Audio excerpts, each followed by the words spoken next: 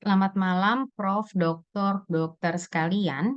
Perkenalkan nama saya Dr. Tri Rejeki Herdiana, spesialis mata dari Jakarta Eye Center. Izinkan saya mempresentasikan mengenai pra-proposal untuk pendaftaran S3 Doktor Universitas Gadjah Mada.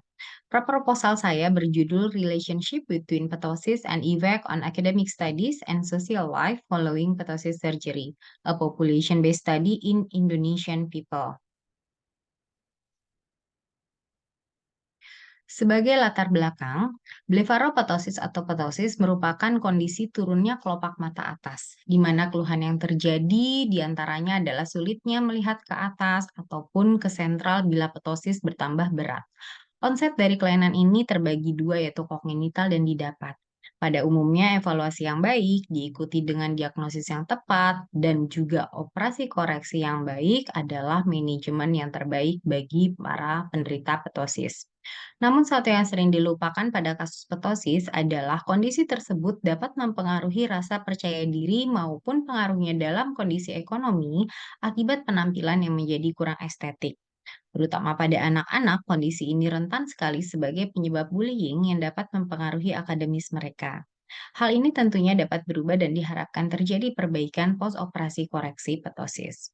Sebagai rumah sakit khusus mata, Jakarta Eye Center pada khususnya, dan di Indonesia pada umumnya, saat ini belum pernah melakukan penelitian yang menilai kondisi ptosis yang dapat mempengaruhi akademis maupun kehidupan sosial bagi mereka yang menyandangnya.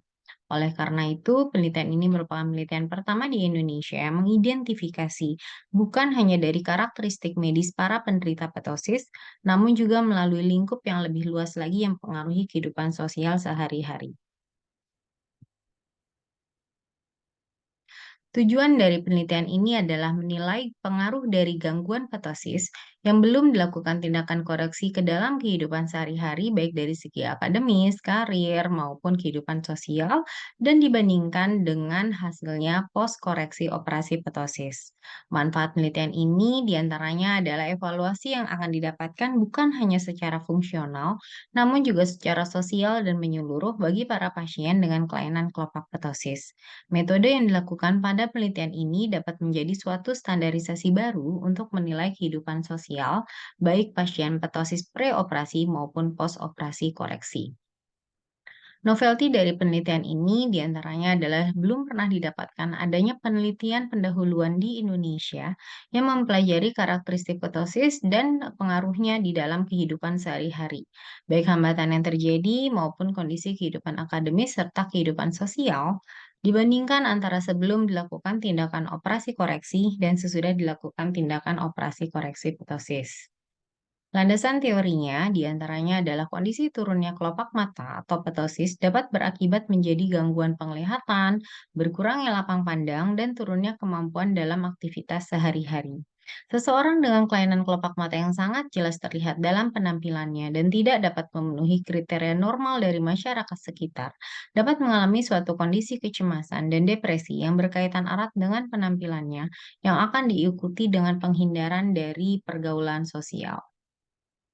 Hipotesis dari penelitian ini adalah terdapat hubungan yang bermakna antara kondisi kelainan kelopak mata yang turun dengan kehidupan akademis serta kehidupan sosial para penderitanya.